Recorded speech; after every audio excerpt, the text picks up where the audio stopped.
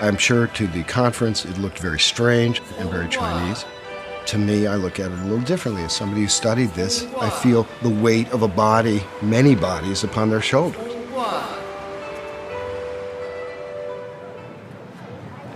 Okay, well, thank you very much for coming to report on this event. The reason we are here today because the World Transplant Conference is taking place in San Francisco. China has a huge number of transplants, largest in the world after the U.S., but no explanation of the sourcing. They have said prisoners sentenced to death and then executed, but they don't give numbers. I was a skeptic of the idea of forced live organ harvesting of prisoners of conscience. I did not believe it when I first heard the story, but the evidence is unmistakable. And here we have a lot of Falun Gong practitioner survivors from the torture and persecution. I was in the labor camp, the Tanghe labor camp in Beijing for 3 years. Every 3 months we got a blood test, and only Falun Gong practitioners will got blood test.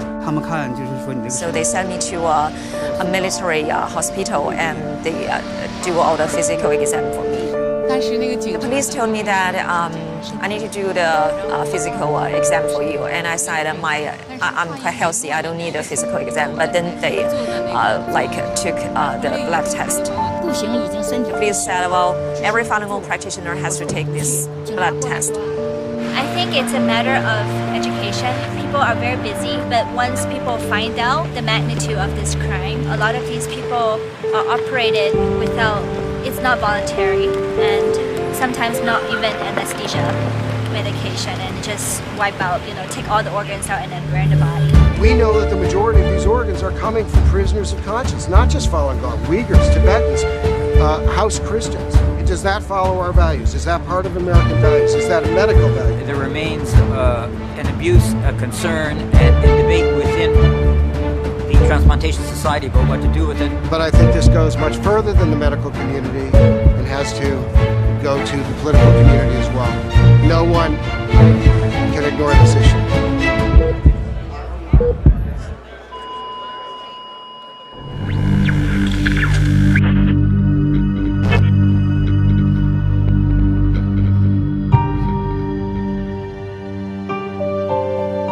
Think of this story as a murder mystery. Murder seems to have been committed, perhaps tens of thousands of murders. The mystery is why so few people seem to be paying attention. I'm Ethan Gutman. I'm an American born in Chicago. I'm half Jewish. I was at Brookings for a while. I was at Free Congress Foundation for a while, all the Washington gigs. I live in London now. Over time, I became very interested in China. Worked as a journalist, and I'm very good at one thing, which is infiltration. So I'm very good at infiltrating groups. I think that's because people believe that I'm basically honest and fair. I was in Beijing when the Falun Gong crackdown occurred in 1999. Watched it happen. I didn't know what I was seeing, and I found it very disturbing. To be a tourist, a lost tourist, who watched old ladies get thrown into buses. And I suppose this was sort of the sleeping Jewish genetic code or something, which I found, I felt this was sort of a horrible thing, and nobody really wanted to look at it, and nobody wanted to talk about it. Even the journalists didn't really want to talk about it very much. I found that very disturbing. Falun Gong, or Falun Dafa, was a relatively new spiritual practice that taught truthfulness, compassion, and forbearance. Its roots are in Buddhist philosophy.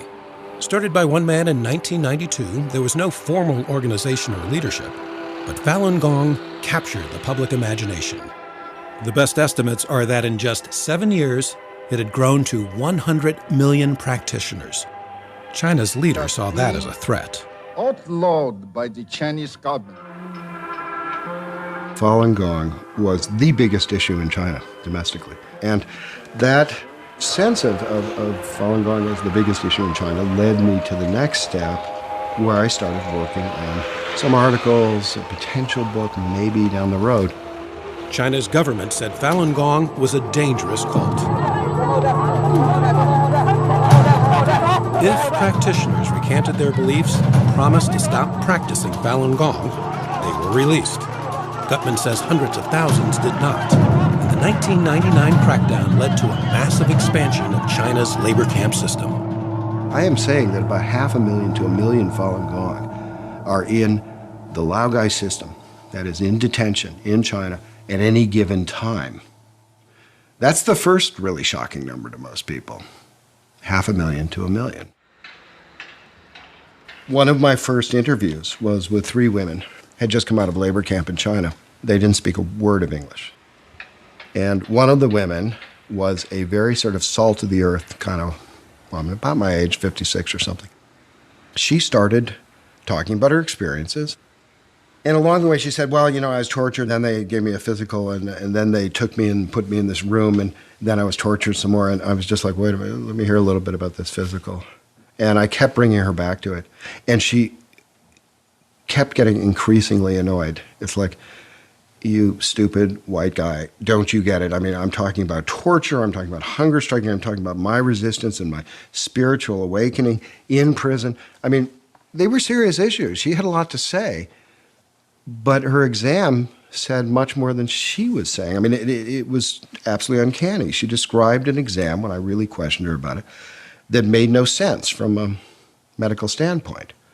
It was as if somebody was checking the health of her organs and nothing else. I could find no medical explanation. I've talked to many doctors. I've never found any kind of there's no other explanation for what was happening. And the most telling, of course, was the eyes, that they shined a light in her eyes, did not do a peripheral vision test, did not do anything involving eyesight. They're just checking the corneas. And I admit that a chill passed over my spine. I said, I didn't say it aloud, but a chill went down my spine. Oh my God, this is real. This is in labor camp. Basically, people get starved and beaten in labor camps. They don't get sent to top-flight hospitals.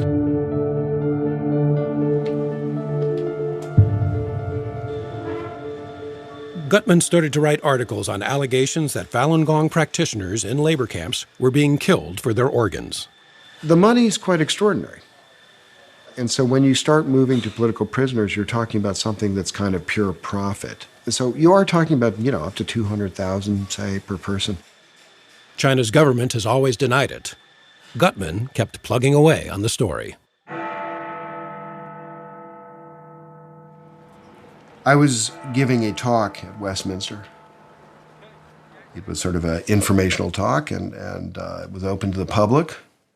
There were a couple of MPs there, as I remember it, and we opened it up for questions, and this man stood up and said, I did this. I performed this surgery on a living human being. And I raised my hand, and they called me. I said, what I'm going to say is not question, also is not comment. I want to tell you a story.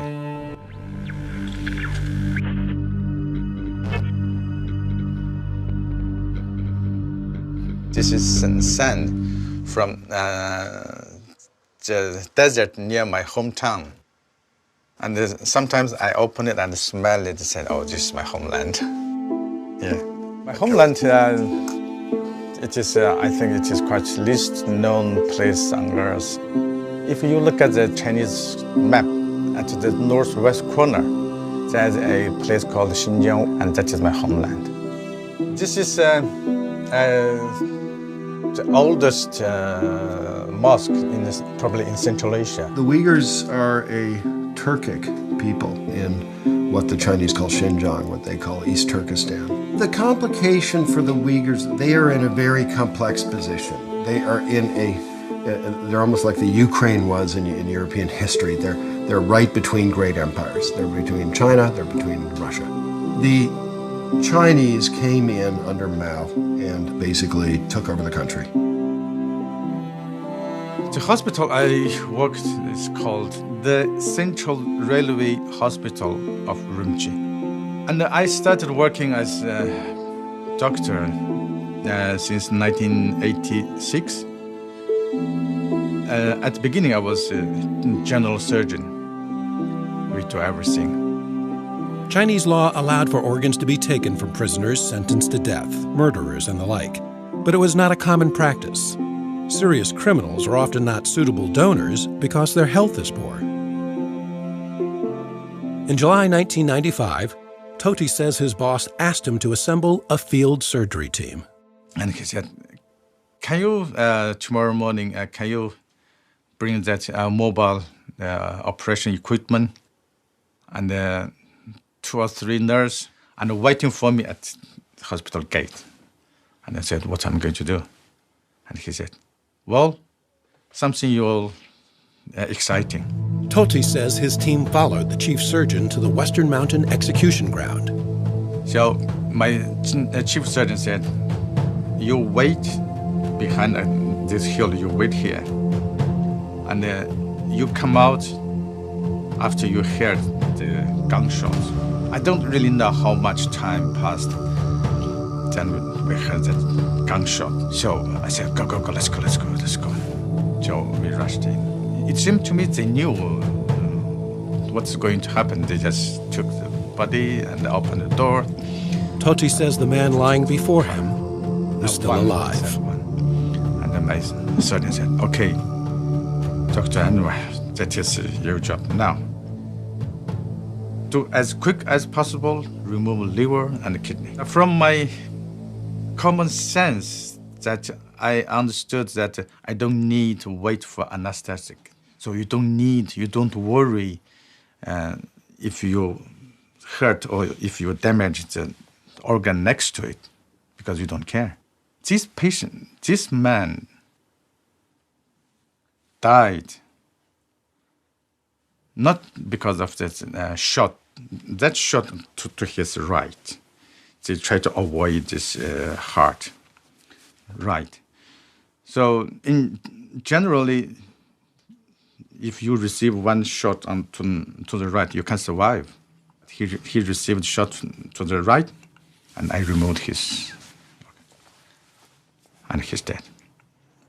Chief surgeon, they took these things and put into special box. I have never seen such box. 2. And they said, okay, now you take your team back home, and remember, nothing happened today.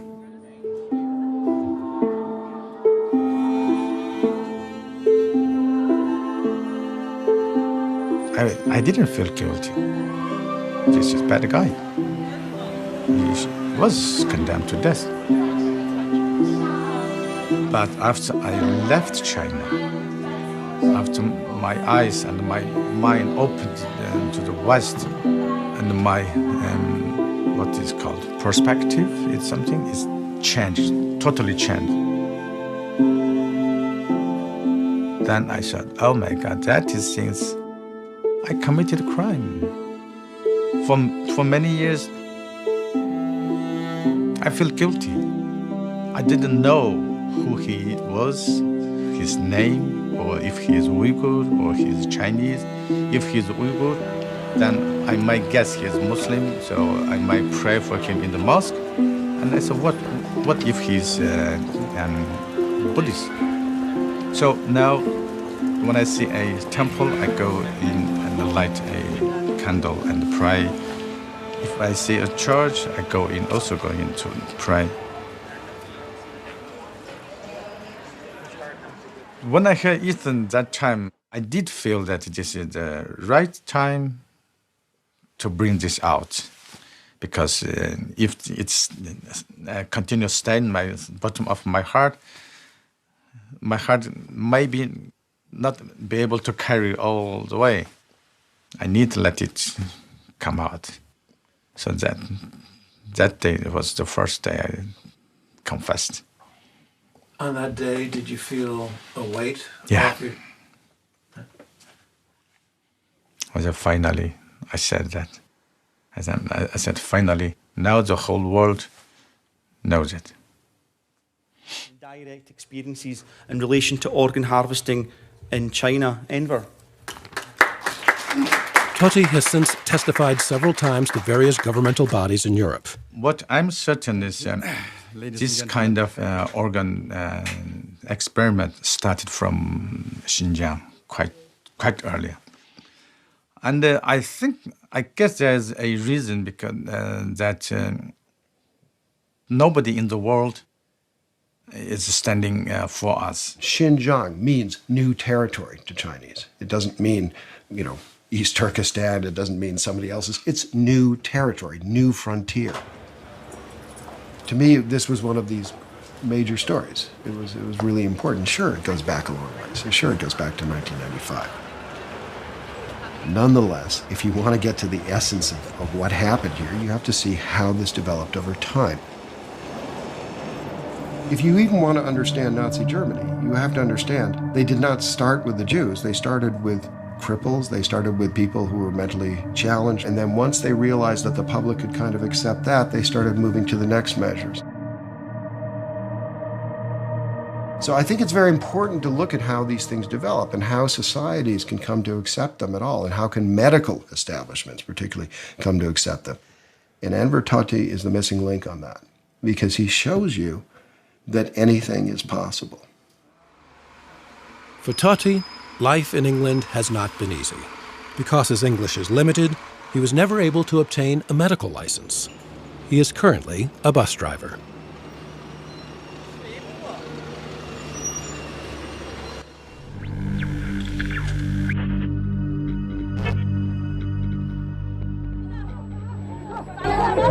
By 2000, Falun Gong practitioners were disappearing into labor camps in mass numbers. At the same time, Chinese hospitals began promoting their organ transplant expertise. I'm David Matus, and with me is David Kilgore. We've been asked to investigate allegations that there has been harvesting of organs of Falun Gong in China. David Kilgore is a former member of parliament and former cabinet minister for Asia Pacific, and I'm a Winnipeg lawyer doing immigration, refugee, and international human rights law in Winnipeg. And we have now done our investigation, and we're producing this report. And I didn't know whether it was true or not, and so my task initially was to try to figure out a way of approaching the issue so that I could either prove it or disprove it and not just walk away and say, I don't know. The number of executions in China varied widely depending on who was counting. But Matus says no matter which number he used, the number of executions and the number of organs didn't add up. The transplant volumes increased substantially after the persecution of Falun Gong began. And I mean, there's a lot of other evidence, but the most likely explanation for the increase is the Falun Gong. We pursued every investigative trail we could find. In the report, you will see that there are 18 different avenues of proof and disproof we considered and evaluated. Our bottom line conclusion, after considering everything as best we could, was that the allegations are true. We believe them to be true, that this harvesting is indeed happening. Matus and Kilgore issued their report in 2006. Since then, Matus has continued to investigate and tried to spread the word. For me, one of the most chilling things was the blood testing, organ examination, which was happening only to Falun Gong and nobody else. And I'd meet these Falun Gong practitioners around the world who basically didn't understand it, weren't interested. I mean, what mattered to them was they were arbitrarily detained, that they were tortured, they were asked to recant. And to them, I mean, the blood testing was just an incident. I would ask them about it, and they all, everywhere, without talking to each other, without knowing each other, said the same thing. Matus says what made Falun Gong organs especially attractive was the practitioners' healthy lifestyle. They do not drink or smoke. On many of the recordings of phone calls made to more than 100 Chinese hospitals, doctors assure callers that transplant organs are from healthy Falun Gong practitioners.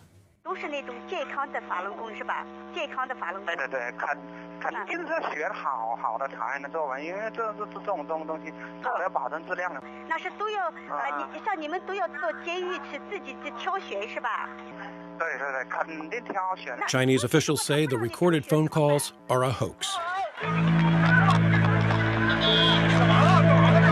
The Falun Gong, when they were arrested, originally it was a catch and release system, and they'd be sent back to their home community and victimized there. What had happened is then they'd go back and protest again, and the second time they wouldn't say who they were or where they were from in order to protect their home environment. Matus says the effort to protect family members and friends from harassment resulted in hundreds of thousands of unidentified people in prison.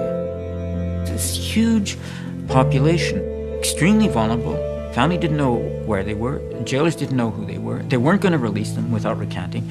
And they became this just vast sea of expendable humanity. Matus says that vast sea brought in vast sums of money. His report laid out what Chinese hospitals were charging Westerners for each organ. $30,000 for corneas, $62,000 for kidneys, and more than $100,000 for livers or hearts. Matus says he found no smoking gun, but believes more than 40,000 people were killed for their organs in a 6-year period. I mean, what's the explanation for the increase of transplants? And originally, I mean, they have a bunch of kind of implausible scenarios, but one of them, they said, well, we had a lot of doctors trained in the West who came back, and were able to do more transplants. Well, that explains how they could do it, but it doesn't explain where the organs were coming from. That part of the debate is over. It is not up for discussion as to whether murder for parts is taking place. It's now just a question of whether we're going to continue to put up with it. Art Kaplan is one of the leading medical ethicists in the country, and while he was convinced, the report received just a bit of attention elsewhere in the U.S. People are mostly concerned about what happens in their own backyard or their neighborhood, and to get people concerned, I mean, they never heard of Falun Gong before, they don't know what it is. There's a tendency not to get involved. As an international human rights lawyer, I think it's important for people to reach across linguistic, cultural, geographic divide to express their common humanity and solidarity. I mean, that's what human rights is all about.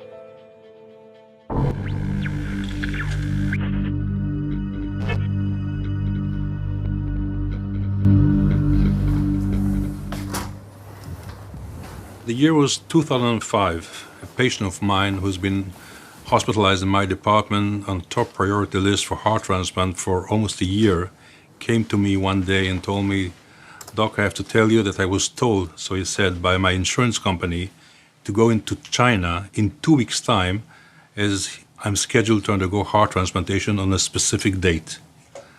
And I looked at him and I said, "Do you listen to yourself? How can they schedule a heart transplant ahead of time 2 weeks?" He said, "I didn't bother to ask. That's what they told me. That's what I'm going to do." Until the day, not a single Israeli went to China to undergo heart transplant. Many Israelis underwent kidney transplant before. And being a heart transplant surgeon, I always thought, well, probably they're going to China and a poor Chinese farmer is selling one of his kidneys in order to make the economic status of his family better. I didn't pay attention. But this patient, as I said, was the first who was scheduled to undergo heart transplant. And that's obviously a totally different story, let alone the fact that he was told to come on a specific date. And sure enough, the guy went to China and got his heart on this very same date that he was promised ahead of time. So this led me, for the first time, to find out what's going on. How can the Chinese offer people heart transplant ahead of time? After reading Matus and Kilgore report, and again, after looking at the numbers didn't fit. I mean, you cannot explain the number of transplants just by using the organs from executed prisoners. It simply doesn't add up. So once Kilgore and Matus brought this new information, it all made absolutely sense.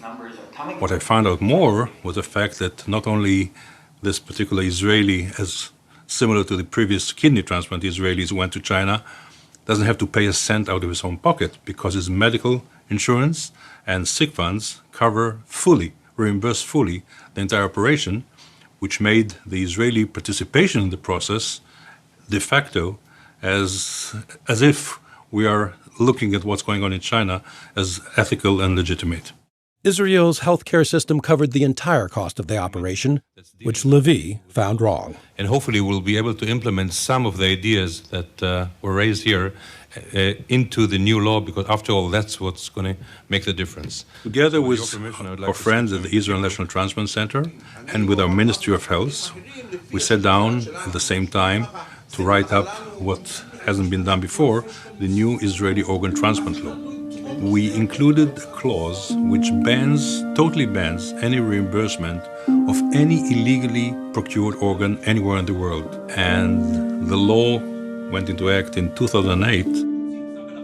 The Jewish state couldn't live with this. They could not live with the idea of religious dissidents being slaughtered America should be following that example. They were right. They were the first country to do this. I am not surprised that Israel was number one, but I think that owes a lot to Jacob Levy. Being a son of a father who was a refugee from a concentration camp from Nazi Germany, I felt the need to do what hasn't been done at the time when my father has been there. Because if the world would have known about what's going on there, and if there would have been good people elsewhere in the world, history could have been changed. And this was what motivated me into doing all this. And I'm sure that part of the answer to why did the Israeli people stop going to China after the law, in spite of the fact that they can still do it out of their own pocket, has to do somehow with the history of our people. Israel's law passed even though the Chinese government denied allegations of organ harvesting, and even though the Mattis-Kilgore report could only estimate the number of those killed. I don't think the numbers, the millions there or the tens of or hundred thousands here makes a difference. It's a principle of taking the life of innocent human being and just killing them for their conviction, for their belief. It's as simple as that. So I think what Levy did was a game changer. And I'm hoping to see the same thing happen in Australia, and Canada, Scotland, Ireland, and Westminster, Berlin, U.S. In Spain, they changed the law after our report came out. In Australia, they changed the policy for training of transplant doctors from China after our report came out. In Malaysia, they stopped paying through the health system for anti-rejection drugs for people who go to China for transplants after they come back. And so there's been a number of changes around the world. In the United States, these changes were barely noticed. One reason may be how Falun Gong practitioners tell their story.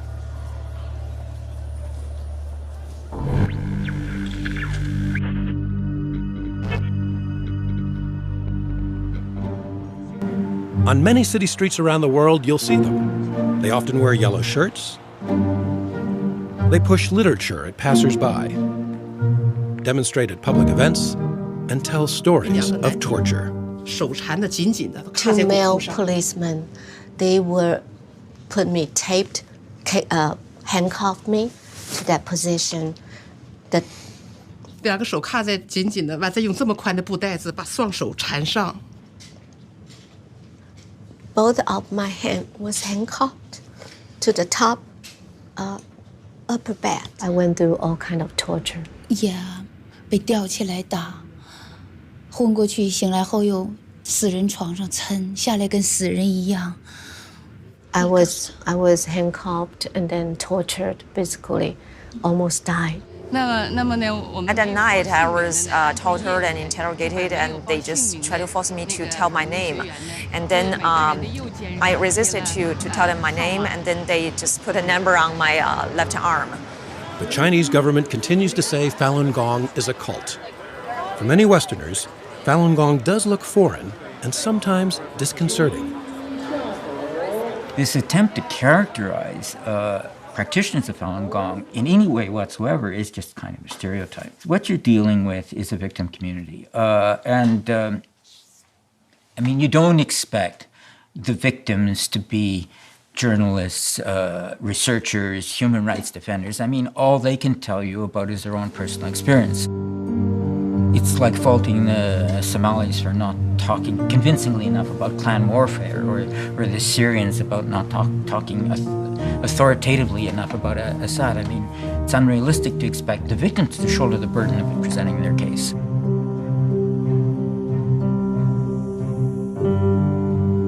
I was blood tested, not only blood test, chest X-ray, and blood pressure, and eye test, and kidney test, everything.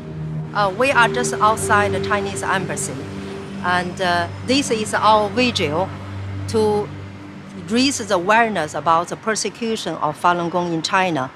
And this persecution lasts for over 14 years, and it's still going on. It's not only the persecution. Now the worst thing is the organ harvesting. The Chinese embassy vigil in London has been going on 7 days a week, 24 hours a day since 2002.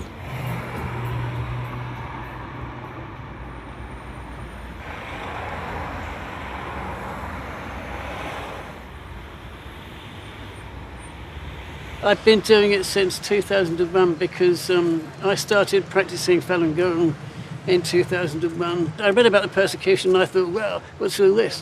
It touched something inside me. If it's gone so far without the persecution stopping, then there's something seriously wrong with humanity, must be. I'm amazed that the world is turning a blind eye, basically, to mass murder going on in China, and all because they owe loads of money to China. And I'm thinking, well, this is absolutely incredible, isn't it? So we're standing here doing this and no one else is doing it. This has been a complicated story from the beginning. Make no mistake about that. There are language difficulties, there are cultural difficulties. These are not cute and fuzzy figures like the Tibetans. There's one final reason, which is the way Falun Gong presented itself. Look, a lot of Falun Gong are coming out of the mainland, right? So they have a tendency to use Chinese Communist Party methods of propaganda or press. This is the way they know. But they're not going to work so well over in the West. When things are stated, they are stated in a kind of extreme way. The difference is, of course, when you sit down and actually talk to these people, they're perfectly literate and mindful. They just have a different perception of how media is supposed to run. And it's taken them a while to learn the Western method, which is quite different.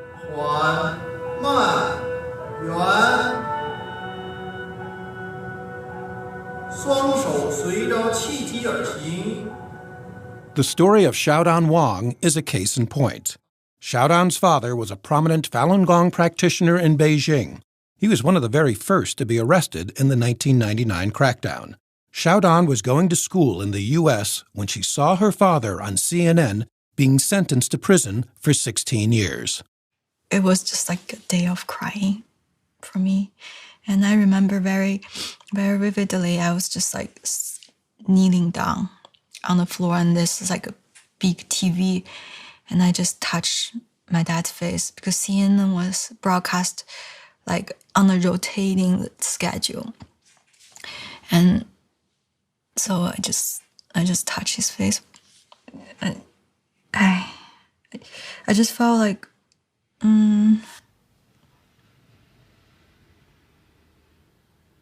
I just felt my whole world has changed.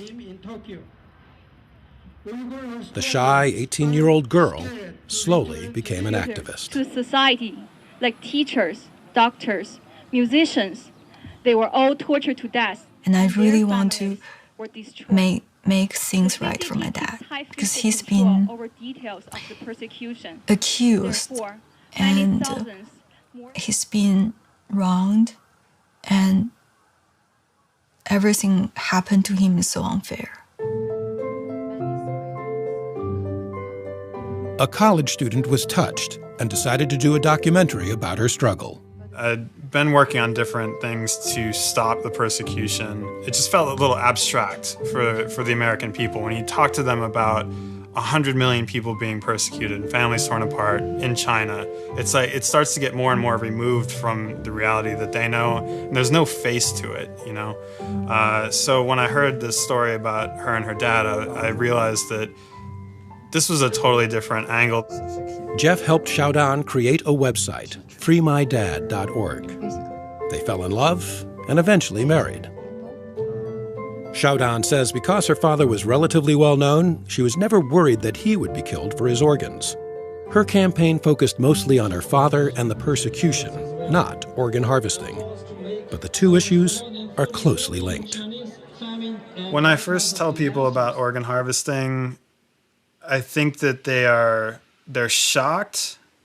Like it's a disbelief, but those conversations don't seem to go very long. I think that people, I don't know if they don't believe it or they can't fathom it enough to want to carry on a conversation about organ harvesting. I mean, this is a new form of evil. When there's a new form of evil, people don't want to accept it. When I first heard of organ harvesting, I felt it was beastly, like acting to its own citizens. But I just said there's no more standards anymore. I was really outraged. I think this is pure evil. Yeah, this is definitely pure evil. Yeah. And he looked like this. After 15 years in prison, Xiaodan's father was released in late 2014. She hopes Chinese authorities let him come to America. He's very old now. He's 66. And, personally, I really want him to be here because it will make my life much easier. And all I remember was he spoils me when I was young, and, that feel of being protected by a dad and always have somebody to rely on. I want to have that again. But I think this time I have to take care of him. When she was young, her father bought her a piano. Xiaodan hasn't played for years, but she has begun practicing for the day that she can play for her father once again. I hope people who really watch this documentary, they could act up and stop this organ harvesting in China. It's really surprising that after so long, after so many years, the press coverage has actually diminished. And it was a lot in the beginning, and then it's diminished to almost nothing. And it's just shocking to me that with more and more evidence mounting about things like organ harvesting or the labor camp system, that the coverage becomes less and less. It should be getting more and more. And the public outcry for the U.S. to do something about it should be getting stronger.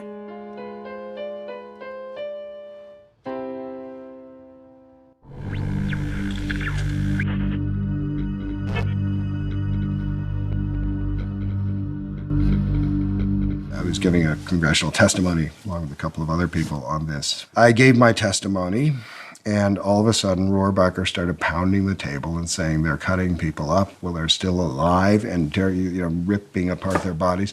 And then he started pointing at the press and saying, "Where is the press?" I am Congressman Dana Rohrabacher. I represent the 48th Congressional District in California, which is right along the coast here in Huntington Beach. Not only right along the beach, but Rohrabacher is to the right of most of his fellow Republicans, at least when it comes to China. Nobody in Washington, except a few of us, want to confront China on its gangsterous activities, on its evil activities. What we've had is now businessmen become the advocates of trying not to get the Chinese Communist governments mad and are angry at us. So now what you see in both parties, where on the further to the right and further to the left are likely to be more active on human rights issues. That's always been part of the China dynamic. I mean, this is not, the mushy middle is the constant in China relations, is that you usually have a left-right alliance, okay? You have the left who are interested in human rights. You have the hard right who cares about religious freedom. And the mushy middle usually cares about the money. The truth is, they're looking at it from the corporate interests. If you want to end a meeting in China, if you're in a meeting with a Chinese government official, all you have to do is mention the words Falun Gong, the meeting's over, okay? And they're leaving and they won't say goodbye. There's no handshake, okay? That's all you have to do. It is the third rail of Chinese politics. China's big, it's powerful, it's rich, and it's got connections everywhere. A lot of the mainstream are concerned by that. Multilateral trade, geopolitical interests, human rights tends to take a back seat. And whereas the extremes, well, they tend to be more principled. In an attempt to raise more awareness, H.R. 281 was introduced into Congress in 2013. The resolution expressed concern over credible reports of systematic, state-sanctioned organ harvesting. Yeah, I think that it's going on. I think it's going on in a big time, and People over there know about it. We see this as one of the evils of our time, conducted by a gangster regime that does not deserve to be treated like an economic and political partner. The House will be in order. 245 representatives, more than half the House, agreed to co-sponsor. But resolutions alone do not have the power to change foreign policy. My name is Louisa Cohen-Grieva. I'm here at the NED, Vice President for Programs. I've worked for a long time on Asia programs. Really glad to see you, and thank you for coming. Today we are here to hear from Ethan Gutmann, whose book, The Slaughter, is released today. So here's our chance to hear from Ethan what's in the book, and what is the evidence that he has compiled, what do we think of it, and then to also ask ourselves, if we're persuaded, who else needs to be persuaded? Blood testing, not just one little vial. At the same time the House was considering H.R. 281, Gutmann was pushing his brand new book at an event in Washington. Now, I am estimating in the book that 65,000 Falun Gong were harvested for their organs between 2000 to 2008.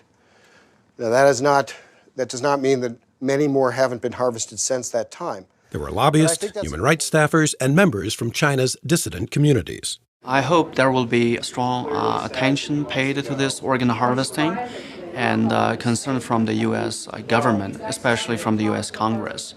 Otherwise, the less the U.S. as a superpower expresses concern regarding to the organ harvesting, the more the Chinese government will see this as a green light to further commit crimes against humanity. No one from the major media was there, but a reporter for the Epoch Times was.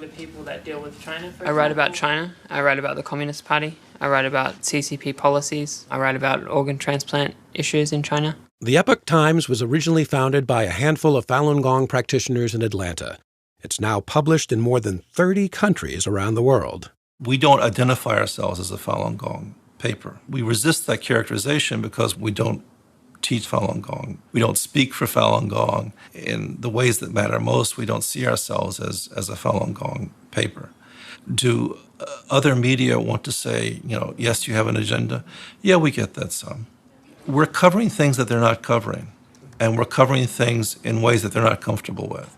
And so it's easier to dismiss someone rather than to look at the merits of what they're reporting. This series of stories delves deep into a topic ignored by other media outlets, but handles it just as deftly as its bigger brethren. In 2013, Robertson received an award from the Society of Professional Journalists for his reporting on organ harvesting. Look at the Kilgour-Matus report. Things don't add up. You don't see exactly what's happening, but everything is pretty obvious. Like, you saw the guy with the murder weapon go into the room. You went in later and there was a victim, and that other fellow is gone. 现在就是说，我想找这种给我的孩子找这种法轮功的，你估计他能帮我找到吗？肯定能够找到。能找到啊。I found the phone calls simply irresistible because you can hear the people talking. They're not faked calls. Like it's a nurse or a doctor that's being contacted by someone who's the relative of a person who needs a transplant. And they're saying, I've heard that you've got organs from Falun Gong people which are healthy. And can you confirm that? And how can I be sure? And, the doctor is reassuring them and even boasting and guaranteeing the quality, guaranteeing the time. And, it's the case closed. The organ harvesting story is a story about Falun Gong. Falun Gong is the most sensitive issue for the Chinese regime.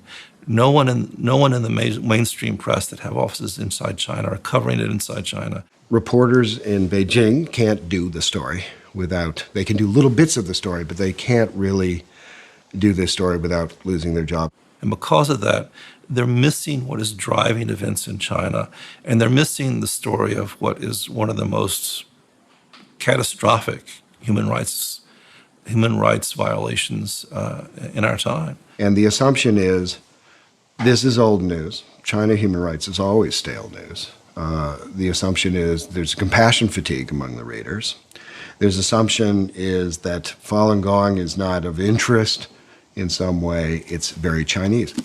They're not wrong about some of this. David Matus said, this is a form of evil never seen on this planet before. But they've been killed in a way that violates everything that we think sacred, the dignity of their body, the role of the doctor, the role of what the state should be. It's not just mass murder, it's this particular kind of mass murder. Pursuant to Clause 4 of Rule 1, the following enrolled bills were signed by Speaker Pro Tempore Harris on Wednesday, December 17th, 2014. Despite having 245 co-sponsors, H.R. 281 never came up for a vote. It died when the 113th Congress adjourned.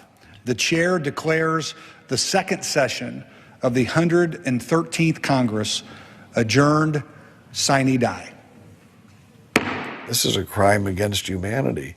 I mean, does anyone have any problem in condemning ISIL for cutting the heads off of 25 Christians in Libya?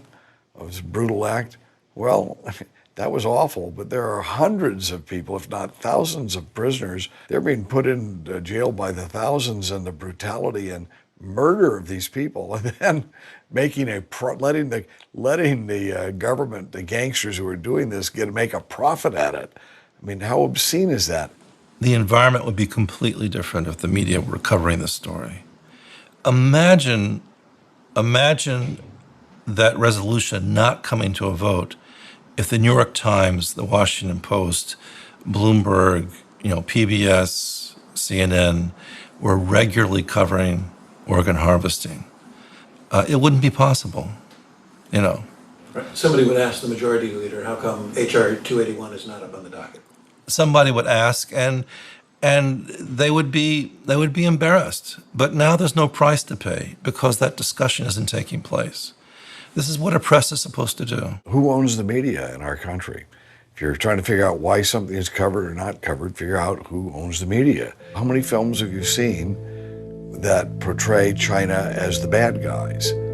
And this is an evil, evil regime. It's the world's worst human rights abuser, but I haven't seen many movies about it. It has been, to date, difficult to get attention paid, and I think there are two reasons. It's a little bit hard to believe that it could be so, that doctors are complicit with the kind of atrocities that we know are happening in prisons. It's difficult. So if that's your question, it is difficult to get attention paid, but also what do you do about it?